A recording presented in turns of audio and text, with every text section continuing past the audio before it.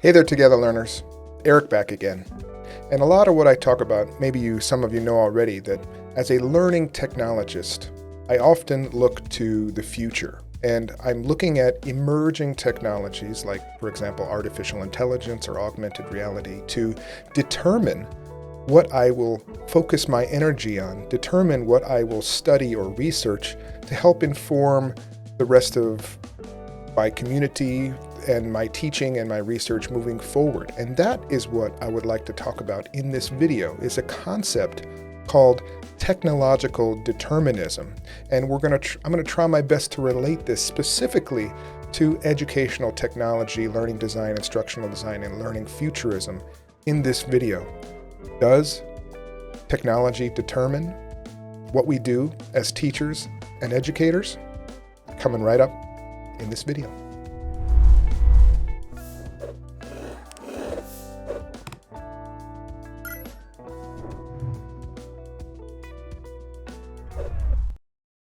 All right, so technological determinism is not a new concept. It's quite established. And we can see even people like Karl Marx talking about this particular idea.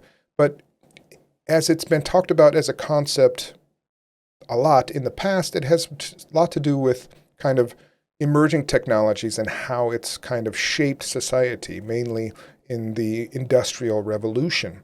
But moving forward, we can kind of start to determine this technology and how it relates to educational technology. And as technology evolves, our thinking about this concept has also evolved with it. But to help us understand the more definition of things around it, let's take a look at some famous scholars' ideas around it. So, the belief that technology is a key governing force in society, or the idea that technological development determines social change, or you can't stop progress, implying that we are unable to control technology. So, in a nutshell, boiling this idea down to its very most simplified, probably reducing it too much, is that technology determines the course of society.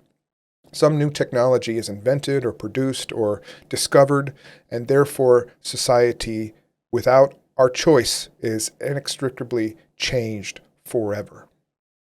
We can see example of this everywhere, right? From the invention of the internet to the wheel to fire to the railroad system.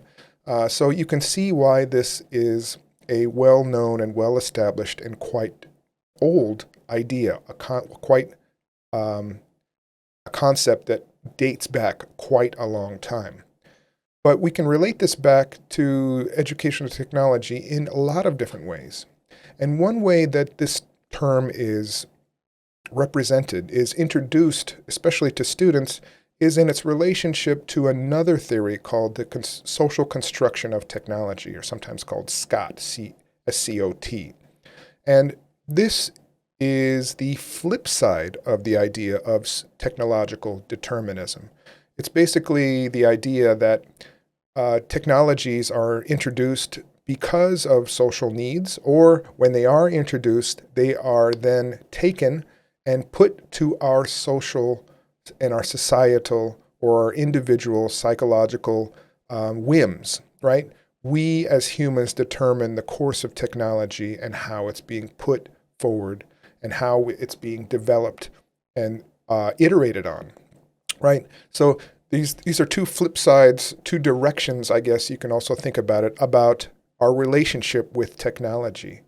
And I'm not going to talk about this particular idea in detail, but I think it's good to know, to look at, to kind of see the flip side of this. But in my view, these two are not, they're not single in and of themselves. They are not exclusionary of themselves. They have a relationship with each other. We have a relationship. Humanity has a relationship with technology. So these two ideas are linked in some way, right? Humans sometimes make things out of social need, out of psychological needs, out of needs for things like status and wealth. But then sometimes technology it's made and we are able to use it in a specific way, and we are changed forever, sometimes without a lot of recourse for humans to actually change the course of how that technology has changed society.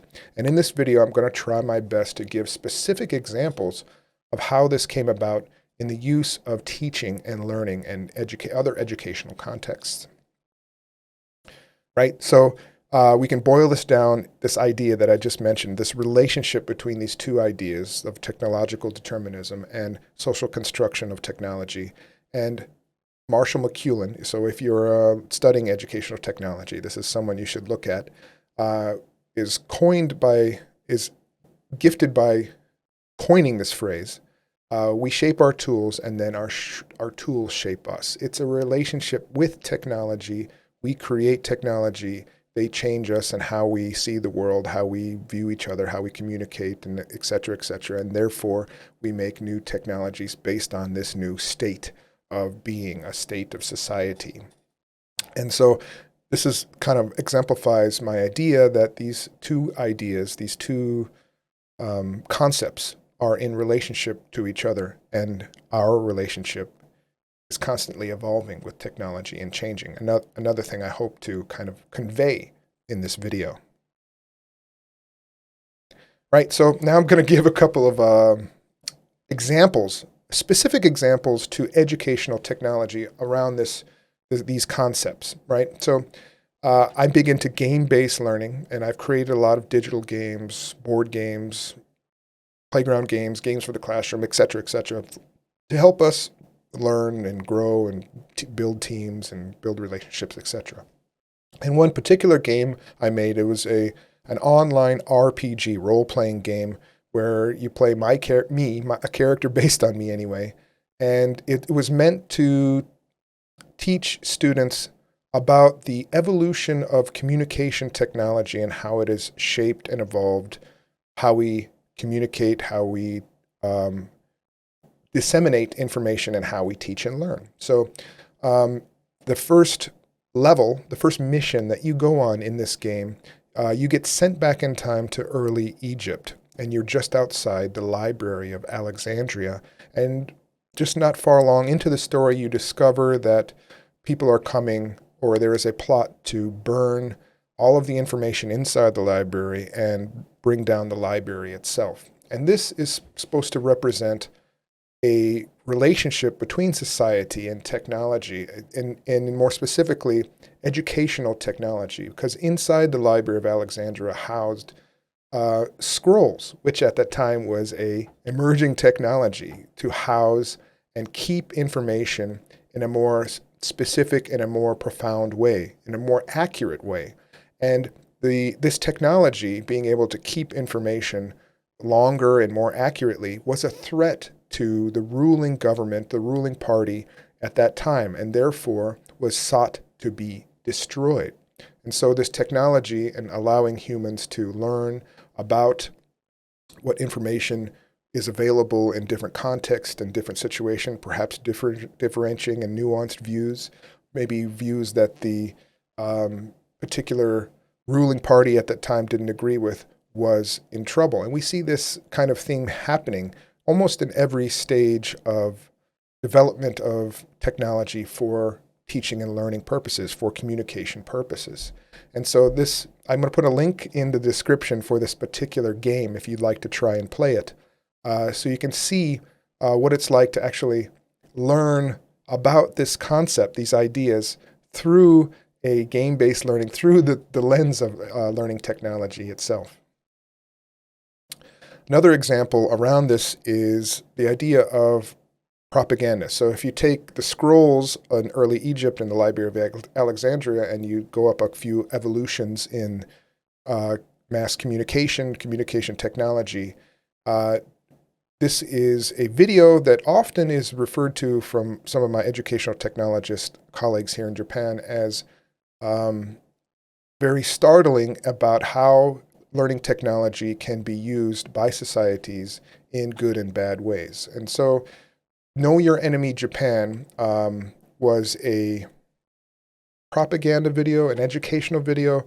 It depends on your lens and how you view this, but It was meant to educate soldiers, educate the general American public about the Japanese people, the Japanese society, their hierarchy, what they're like, and how they think. And when the war was finished and a lot of Japanese people saw this video, they were startled about, at times at least, how accurate it was, and other times how badly it portrayed them.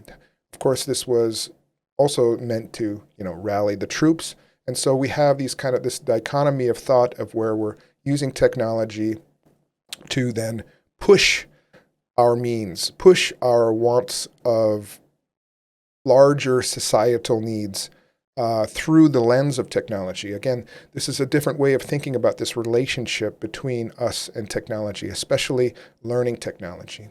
The American military at this time was very good at using new technologies, emerging technologies, mainly video instructional videos to teach things from driving a tank to knowing generally about your enemy. So this being ahead in the technology educational race actually probably helped the U.S. military, the U.S. Army, be more effective.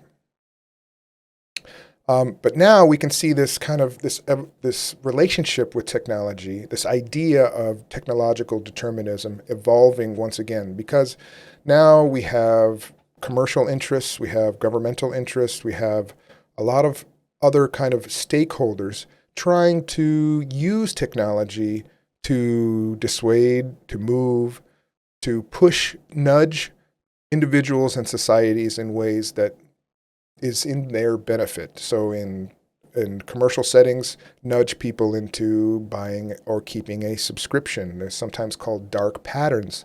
In educational technology, to push a gender or push a certain type of person into certain fields. Right now, for example, technology and education and engineering fields are being pushed through technology themselves. And so we can see this kind of build up. And I believe as we start to move past the mobile learning era into augmented reality, virtual reality, and artificial intelligence and more automated systems for learning, we can start to see that our relationship in this concept of technological determinism is going to evolve again, because these systems are now going to be more automated, doing things on their own without human intervention, which were once formed by the decisions of societies that came before it. And so the determinism of that technology has been set in place, and therefore the system starts to go on its own as an automated system. And our relationship when it comes to this social construction versus technological determinism, I believe will evolve and change dramatically, especially with educational technology moving towards the future. Right? So now I'd like to give a couple of kind of specific examples, some real world examples of this idea, this concept of technological determinism and social construction of technology as it relates to specific projects and ideas and research papers, some of which I've wrote myself. So the first one is the idea of the digital divide, right? So this is a term that is very much in the front of the minds of many people who make, or especially in public education sectors, that are trying to disseminate and educate people through the lens of technology, right? So if you have someone that's very digitally literate, knows how to use computers, knows how to find information, and has high levels of access to information in the internet, and someone that doesn't have a lot of literacy about how to use technology and doesn't have a lot of access to the internet, the trajectory of their life becomes very different, perhaps. And so this kind of builds on this idea that how technology can determine individuals' life and therefore perhaps on a larger scale determine the outcome or the movement of larger societies in general. So the idea of the digital divide for students having digital literacy skills, having access to information and the internet becomes very important with this idea of social construction and technological determination, because we need the technology can tend to determine individual life and their trajectory, but we need to have the social um, will to make that possible. We can see this in Sugathra Mithra's work in something called the hole in the wall computer that was happening in India. There's a couple of TED Talks about that. Maybe I'll put a couple of links for that in the description below. Next thing we're going to talk about is the data collection and online learning. So I often think about the encroachment of commercial interests in educational technology. Disruption is often something that happens from Silicon Valley to other industries. For example, Amazon getting into insurance, or other Silicon Valley companies getting into educational technology, Coursera and other large companies now disseminating learning materials all throughout the world can be examples of this. But what determines a lot of the times how they profit is how much they can know about you, the data that's collected about the people who use their systems. And that is a different kind of relationship that's happening now with the technology, because that data is then used to feed back on the systems, to feed back on societies and individuals, to push them, to nudge them in social ways, to make them make decisions that they may not do naturally, or that might not even be in their own interests, right? So we're using that data that's collected, we're analyzing it, and we're being able to build social profiles. In many cases, this is good because we can use learning analytics to help students perhaps with learning problems or challenges they might have. But also there is a pitfall because we have these social constructs in society that value profiteering or social and economic, being on higher levels of status. And so we have incentive to use or to exploit this data in ways that will help us individually or psychologically, right? Okay, next one here is the Galapagos syndrome. And this is a couple of papers that I wrote around this idea as it relates specifically to Japan. Well, Japan is often thought of from places all around the world as very technically advanced. And in many ways, this is true. In many ways, it's not. But anyway, thinking about the early 2000s, and specifically, they had one of the first countries in the world to have these flip phones, these handy phones that were very small, very sleek looking, kind of mini computers. And because they were the first to have it, and also Japan is geographically isolated, and they're socially isolated as well. Some could even say slightly xenophobic. There isn't a lot of outside cultural influence in the development of educational technology or technology in general. It's kind of an offshoot, a branch in many times. And we see this through this idea of the Galapagos syndrome. And I argued that we can relate this. We can analyze, we can make an analogy between this kind of offshoot and this differentiation of development of technology and the evolution of specific species brought forth by Darwin's great work from animals that evolved in the Galapagos Islands. For example, finches having different shaped beaks in different islands to help them in their specific environments. The same is true for technologies. And this really goes with this idea of the social versus technological determinism, right? So in Japan, we had one of the earliest countries to have these flip phones. And so this kind of started to determine the way that websites were designed very early on, before we really got a hold of web design as a whole for a lot of different screen sizes, right? So for the longest time, websites were made differently in Japan. Educational technology programs and initiatives were designed very differently in Japan. And in this paper, I try to take examples of this and show how educational technology was informed by early iterations of the technology, and therefore kind of shaped society and therefore built on itself and made something called the Galapagos syndrome, or in Japanese, we call it gara-ke. I got another YouTube video about that if you want to look it up as well. All right, so the last one here is probably my favorite, talking about this idea, and it is science fiction to science fact. I have a couple of papers about this, kind of fun papers that I wrote, but one in specifically, I talk about the famous science fiction show called Star Trek and how science fiction, even from 40 years ago, informed how technology was developed today. There are many things that were introduced, concepts and toys and gadgets that were introduced in Star Trek that young people saw, and now they're reality.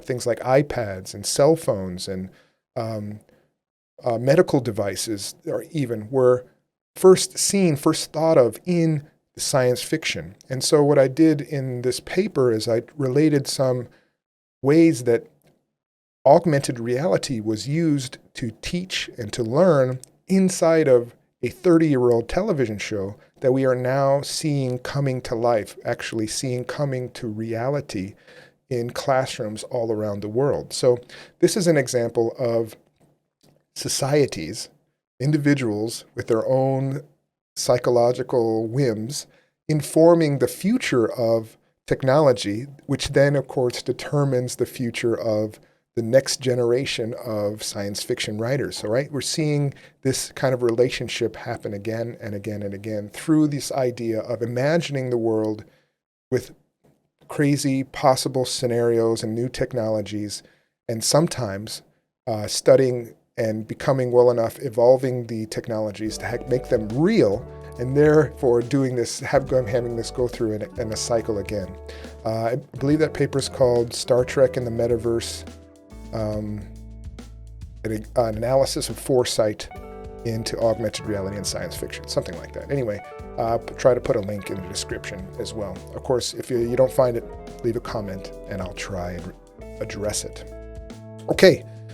Hopefully that wasn't too long, but hopefully also you start to get a good idea about this idea of technological determinism in educational technology or educational context. I hope it was helpful to you in sort of getting a real world perspective or trying to get some practical utilization of this idea as you move forward and try to extend it to your own work in your schools or how you deploy technology and design technology for educational contexts. All right, guys. This has been a great one for me. It's been fun. We'll see you in the next video. Bye-bye now.